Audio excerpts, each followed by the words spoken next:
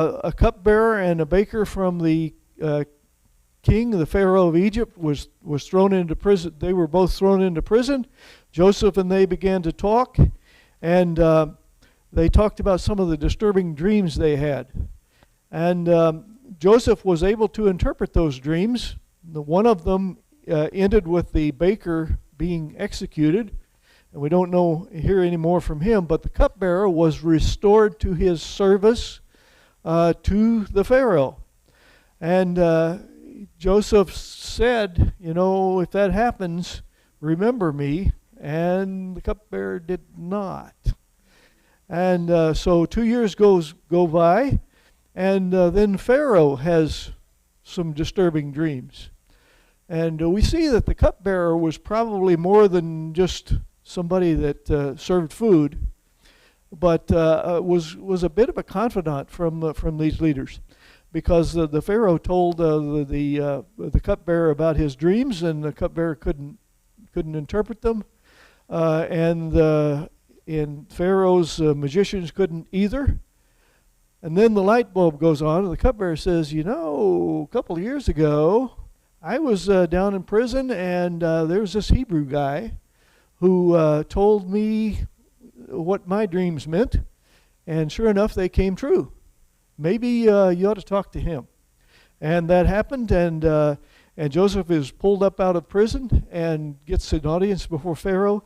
He's not only able to tell Pharaoh what his dreams were and what they meant, he was also able, since the dreams meant 7 years of famine after 7 years of plenty, he was also able to propose an elaborate plan for getting Egypt through this famine, and he was immediately recognized for his wisdom, for his foresight, and he suddenly became second in command. Pharaoh gave him signet ring. He gave him another set of symbols of authority and that kind of thing. And he said that no foot or hand will make a move in Egypt unless you have something to say about it. And so he becomes second in command and is given responsibility for steering Egypt through the good years, and then, of course, through the bad years. The good years came. The provisions were made. 1/5 of every crop was put aside. And sure enough, according to Joseph's interpretation of the dreams, after the 7 years, the famine struck. And the famine was not only in Egypt, but it also went to other places around the known world. One of them in particular was Canaan, where Jacob and his sons lived. And so that's kind of where we were. As chapter 41 closed out, the scripture makes it clear that famine was very intense and it spread throughout the world. So let's start reading in chapter 42. This is going to be a very, very eventful class if we enjoy the story of Joseph. I'd like someone to read the first 5 verses, if you would.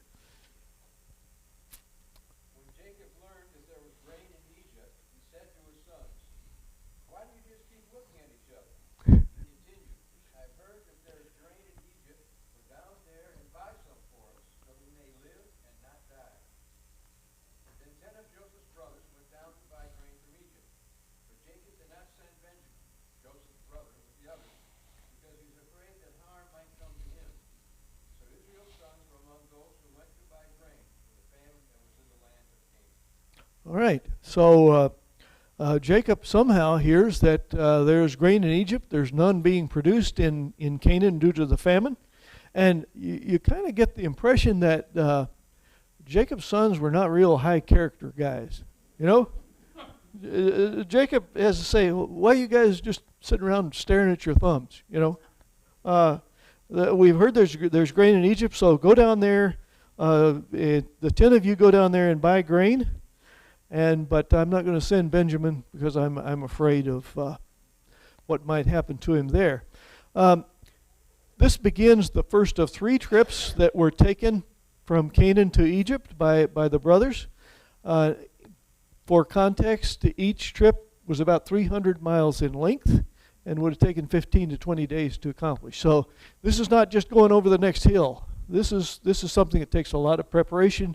It's very expensive, and it's very fraught with hazards and that kind of thing. So they get to Egypt, and let's see what happens after that. Verses 6 through 17, please. Now Joseph was the governor of the land, and the one who sold grain to all his people. So when Joseph's brothers arrived, they bowed down to him with their faces to the ground. As soon as Joseph saw his brothers, he recognized them, but he pretended to be a stranger and spoke harshly to them. Where do you come from, he asked. From the land of Canaan, they replied, to buy food. Although Joseph recognized his brothers, they did not recognize him. And he remembered his dreams about them and said, you are spies. You have come to see where our land is unprotected. No, my lord, they answered, your servants have come to buy food. We are all the sons of one man. Your servants are honest men, not spies. No, he said to them, you have come to see where our land is unprotected. But they replied, your servants were 12 brothers, sons of one man who lives in the land of Canaan. The youngest is now with our father, and the one is no more. Joseph said, it is just as I told you, you are spies, and this is how you will be tested.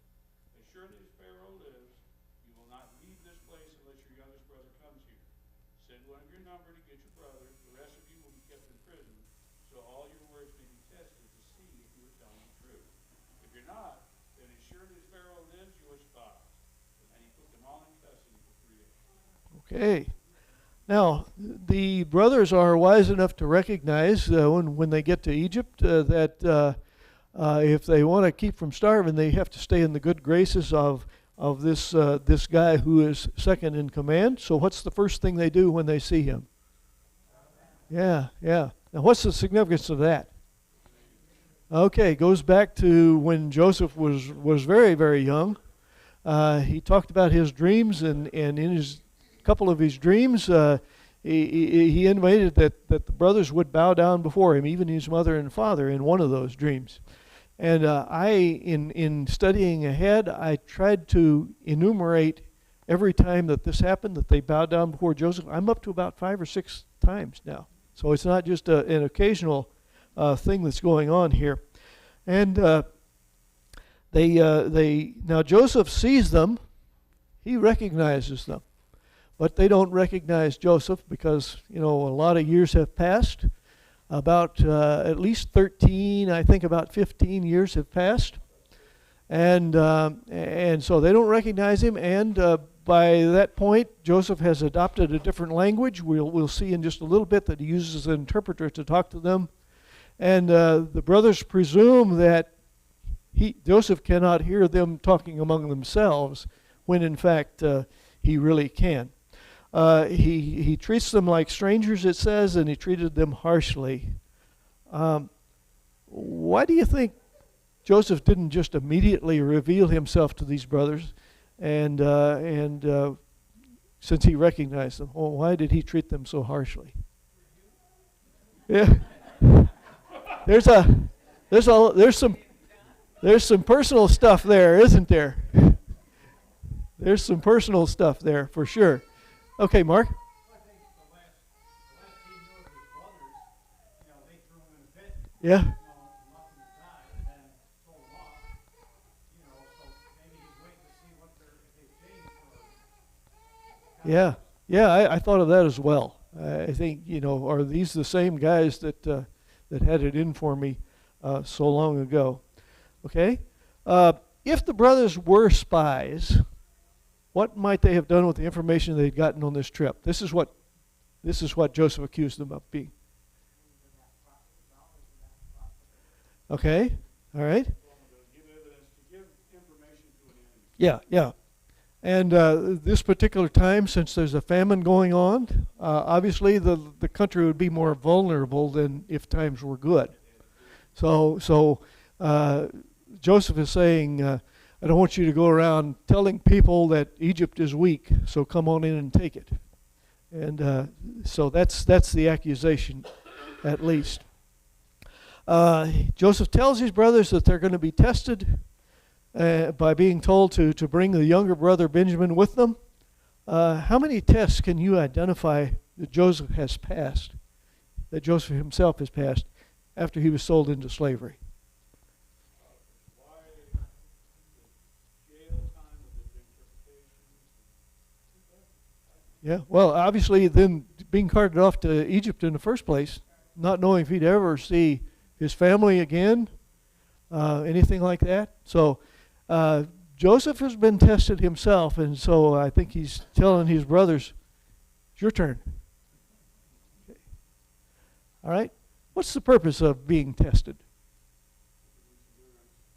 All right? Okay. I would reference you to James chapter 1 that talks about consider it pure joy when you fall into trials of many kinds, because it does, as you say, produce endurance.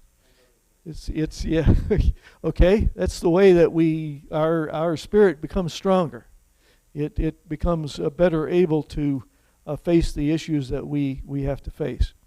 There's another patriarch that I think about quite a bit when the subject of testing comes up. Who's that? Abraham. What was his test? Yeah, take his son up and offer him as a sacrifice, and he passed that, and that's the turning point for his life. Okay, let's read on, verses 18 through. Yeah. I noticed in the last verse that it says that he put them all in custody, left them there for 3 days. So Yeah. what the conversations like for those 3 days. Yeah, for sure. And I'm not sure that when they went in, they understood that it would be over in 3 days. You know, they might have said, "This is our life." You know.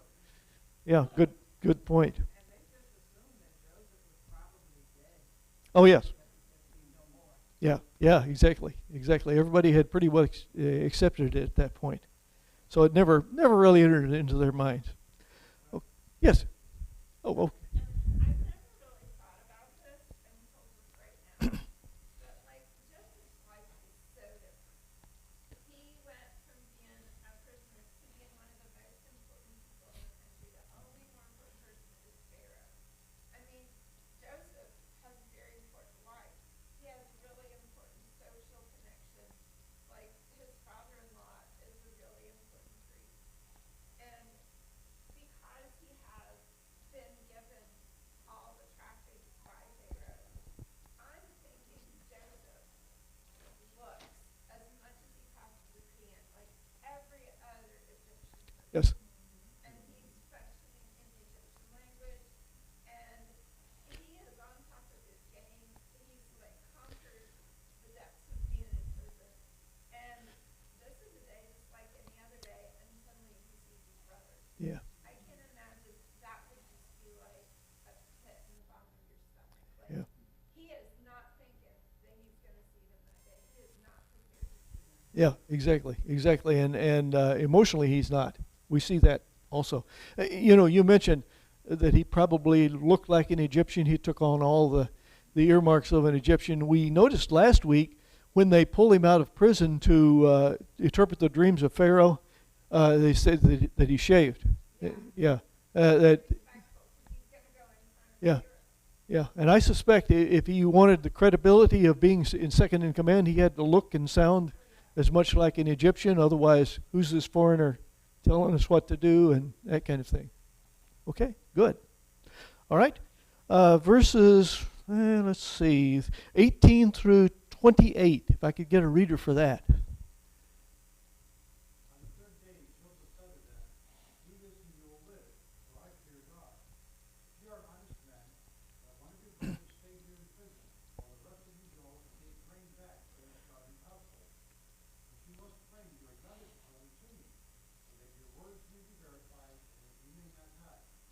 This they proceeded to do. They said to one another, 'Surely we are being punished because of our brother.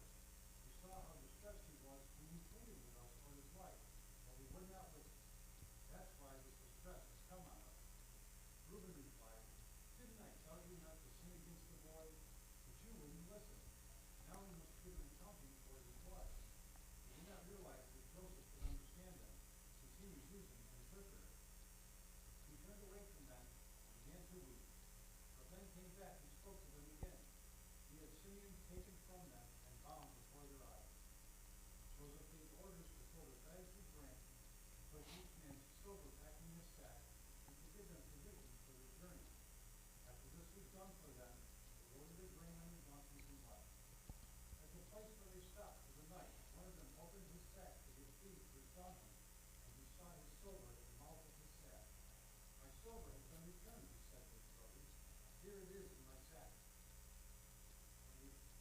Yes. Oh, sorry, their hearts sank, and they turned to each other trembling and said, what is this that God has done to us? All right. So Joseph is trying to leverage the punishment that he's given them to allow him to see Benjamin, his younger brother, again. And so he, after 3 days, he pulls him out of prison, and he says, "Let's strike a bargain. You leave one of you guys behind, and the rest of you go back and get your younger brother and come back." And they agreed to do so, but Joseph was probably privy to this conversation that they had among themselves. And there's several things that get revealed from that. First of all, way back in chapter 37, we're told the story of Joseph's brothers throwing Joseph into the cistern, but it doesn't tell us anything about what his mental state was when that was going on. Chapter 42 does. What does it say about Joseph? Yeah, pleaded with him. And I think the word anguish is used as well, no doubt. Keep in mind, he's only 17 years old at this point. And Joseph gets to hear all of this when they think he's not going to hear it. And nobody likes somebody that says, "I told you so." But along comes Reuben, and he did tell them so. If you remember the story, he had in mind that he'd let the brothers go away, he'd sneak back, get Joseph out of the pit, get him home, and life would be good. But they tripped him up and sold him before he got back, and he wasn't able to save Joseph in that way. So Reuben says, "This is all catching up to us now, and we deserve it. We're reckoning for his blood." And Joseph, as Julie has pointed out, is not prepared for all of this. And it says in verse 24, he turned away and wept, and comes back and talks to them again.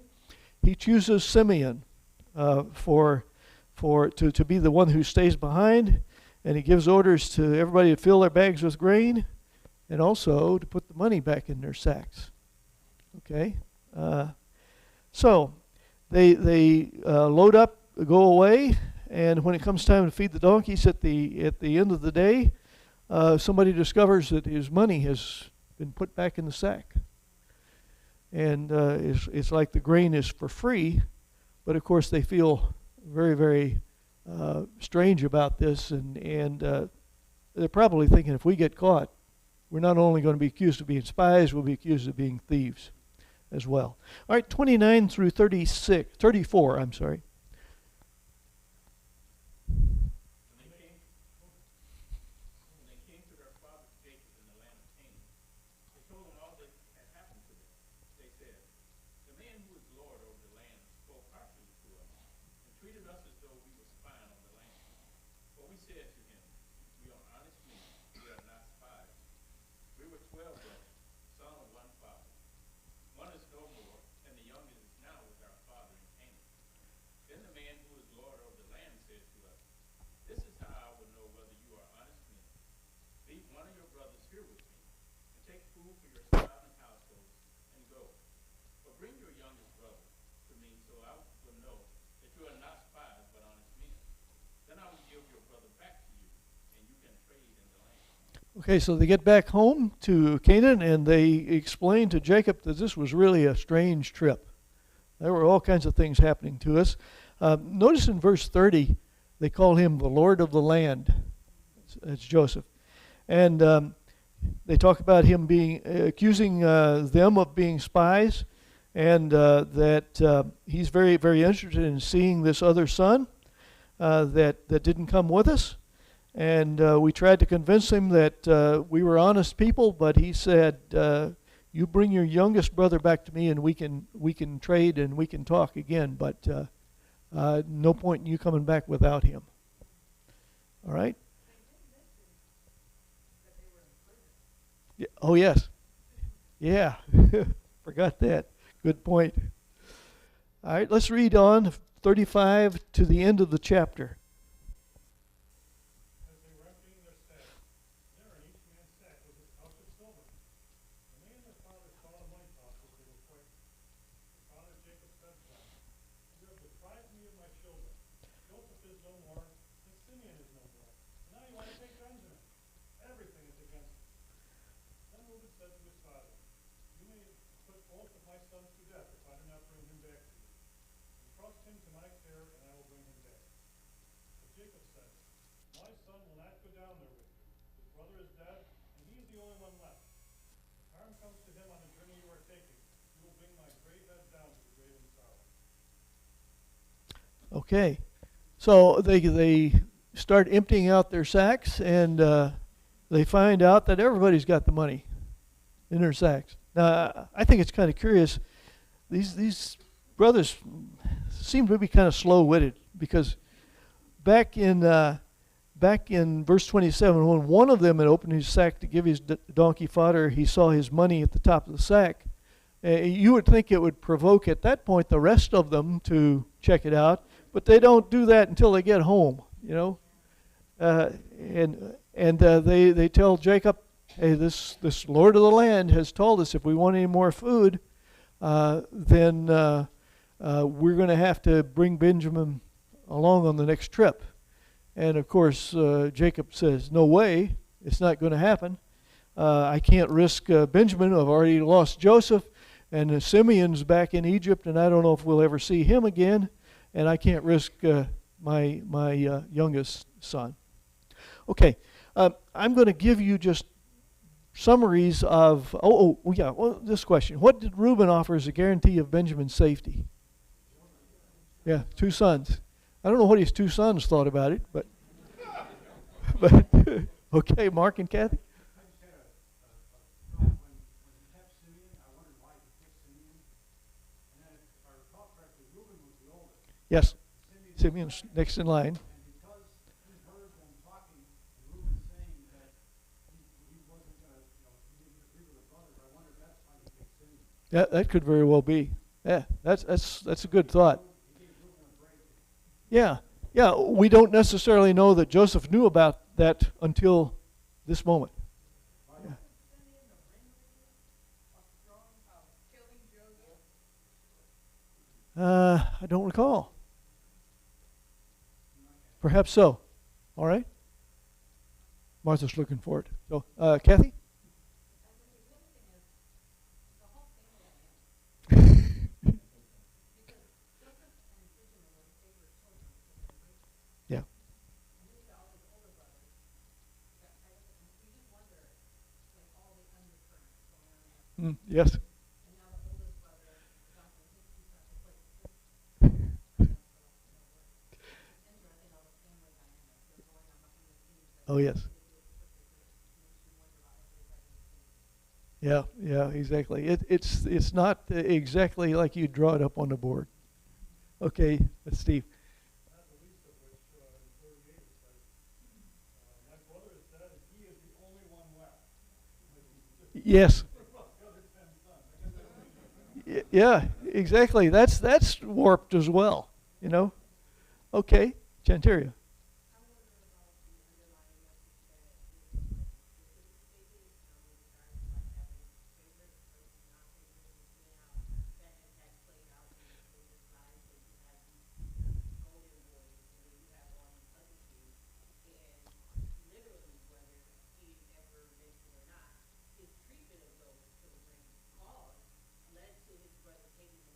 Yes. And so I think about those underlying themes and how that can be a lesson in life for folks, because when you as a parent do those kinds of things, it can literally make those siblings not have good relationships with one another, and how that just plays into your whole lineage. Oh yeah, the fruit of that favoritism lives on, for sure. Yeah. No, it wasn't Simeon, it was all of them. Okay, I thought so. And Judah was the one that came up with the Yes. selling. Yeah, selling. Okay, all right. I'm going to give you chapters 43 and 44 in the interest of time, just kind of summary, because it's a lot of back and forth between Joseph and the brothers, a little bit more of the psychological game that Joseph is playing. At the end of chapter 42, Jacob said, no way Benjamin's going, but there's nothing like hunger that will force you to look at alternatives, you know. And as the grain starts to run out, their father says, okay, I'm not for it, but it's got to be done. So go ahead and take Benjamin with you and go back to Egypt.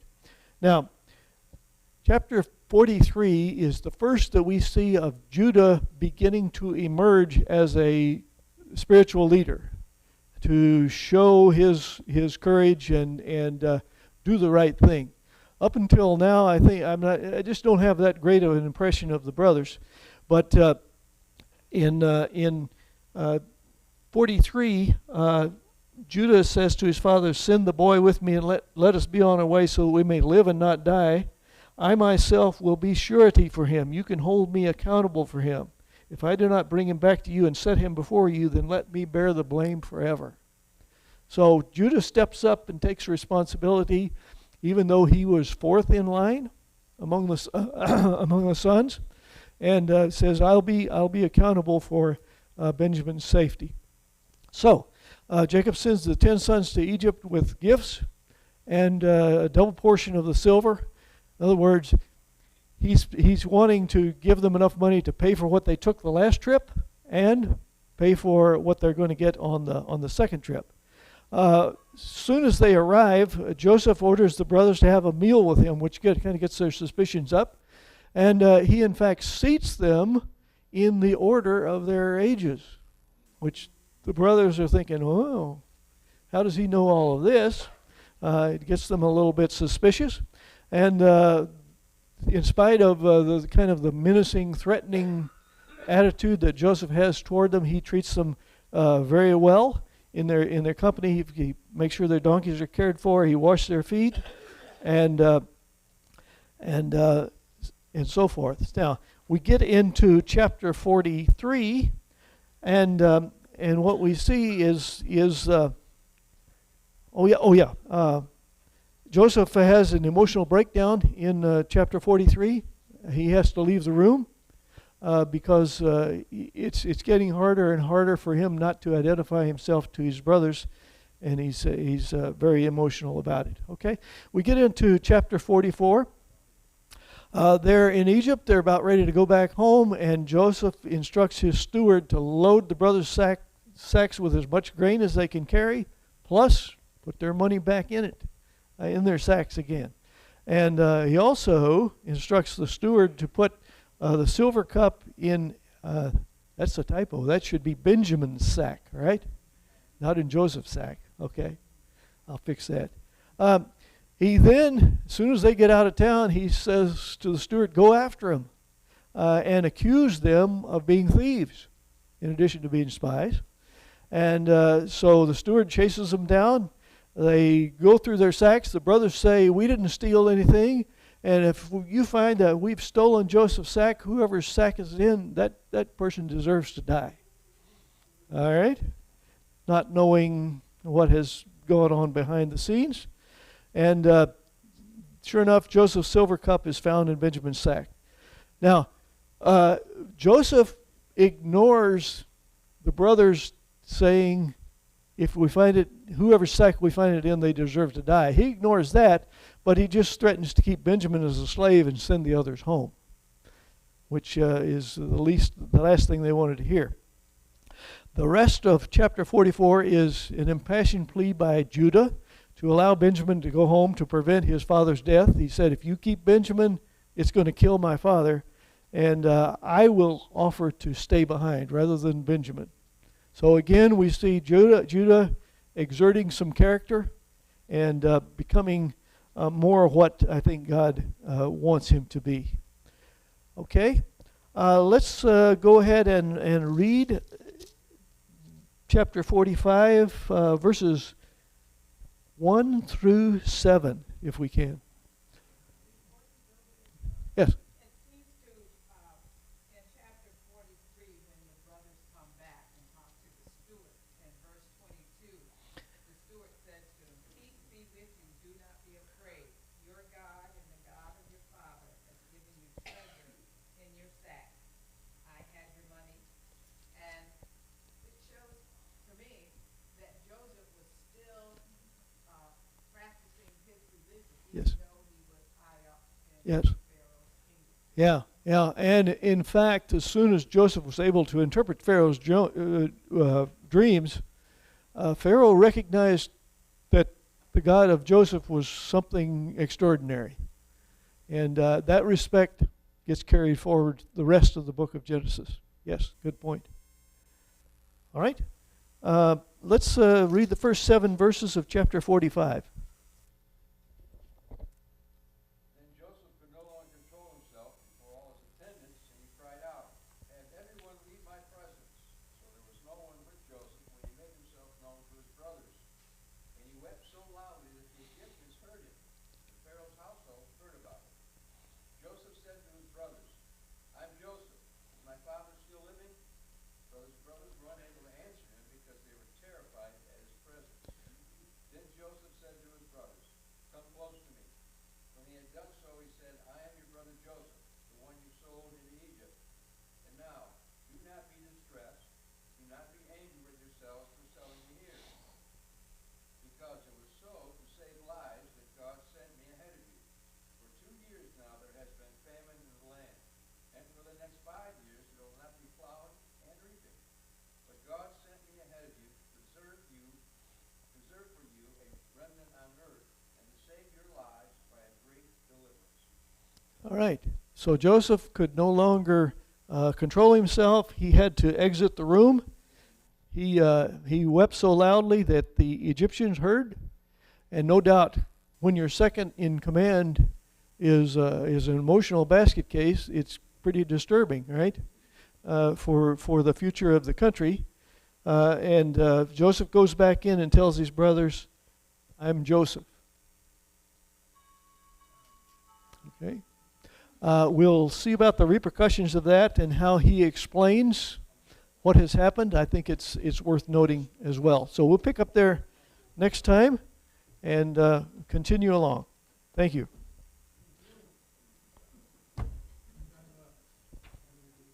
Oh yeah. Remind again, if you will, as soon as you're done here, quickly exit. Leave the room to the ladies to have their meeting.